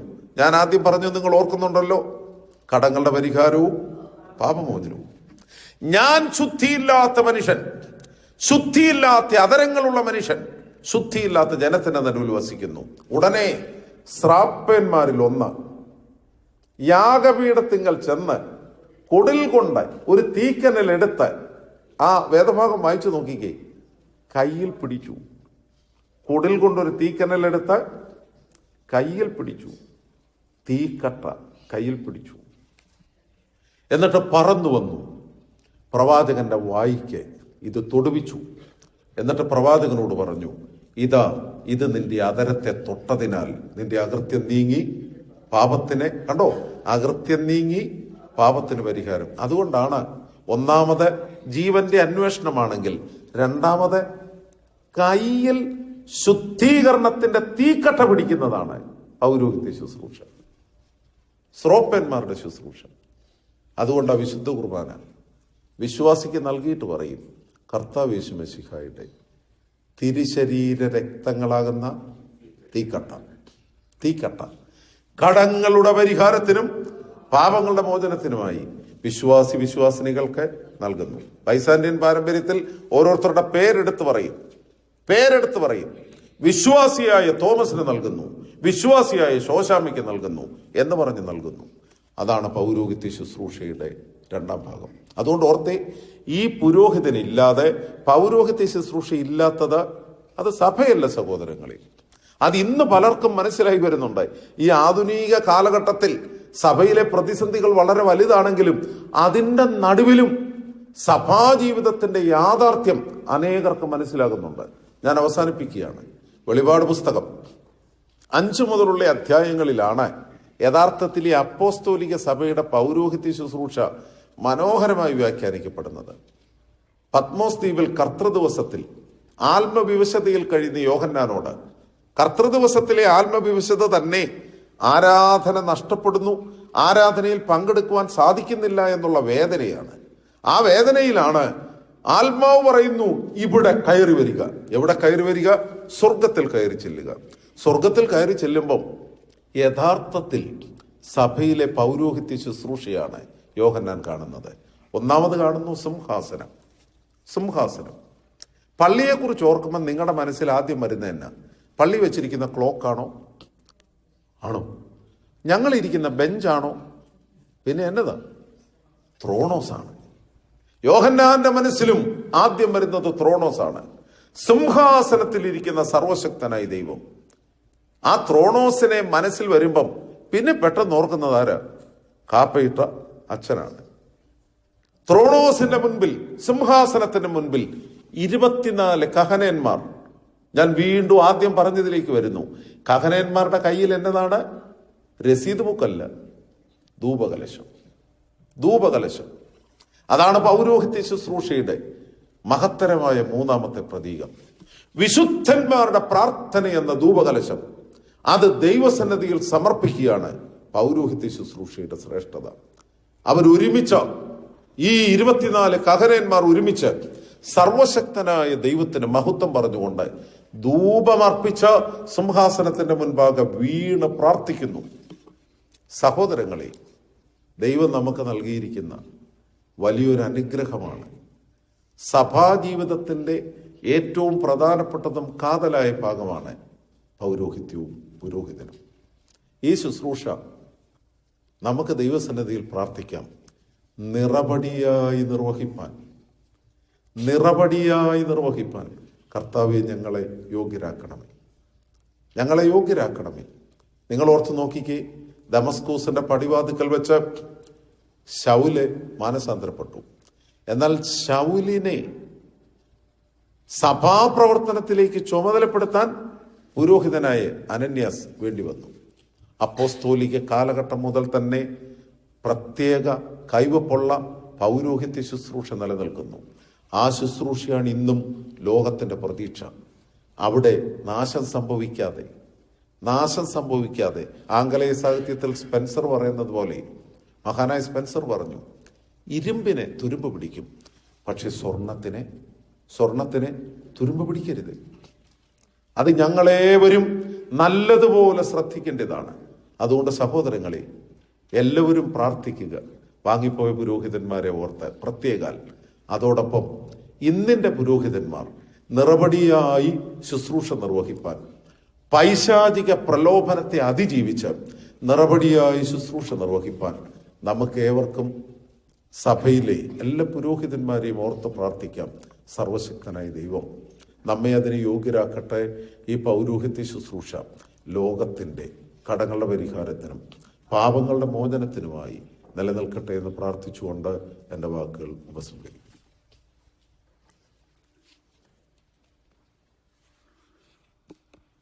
പാരമ്പര്യം പഠിപ്പിക്കുന്നത് വീഴ്ചയ്ക്ക് മുൻപ് പറുദീസയിൽ അധിവസിച്ച ആദാമിനെ കുറിച്ച്, ദൈവസൃഷ്ടിയായ മനുഷ്യനെ കുറിച്ച് ദൈവം നൽകിയിരിക്കുന്ന ശ്രേഷ്ഠമായ അവകാശത്തിലൊന്ന് പൗരോഹിത്യമായിരുന്നു.